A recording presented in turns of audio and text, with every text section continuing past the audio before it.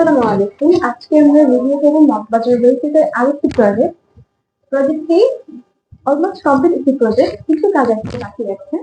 এটি হচ্ছে drawing room. Drawing রুমে একটু দিয়ে ঢুকে ডান দিকে আছে একটি সুন্দর মিরর, আর এখানে একটি টেবিল আছে, আর এদিকে আছে সুরে painting and sofa.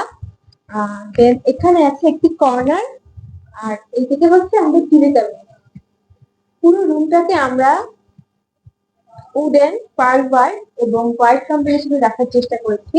Curtain, sofa, তারপরে ওয়াল পেন্টিং সবগুলো মিলিয়ে একটি চমৎকার কম্বিনেশন রাখার আমরা চেষ্টা করেছি।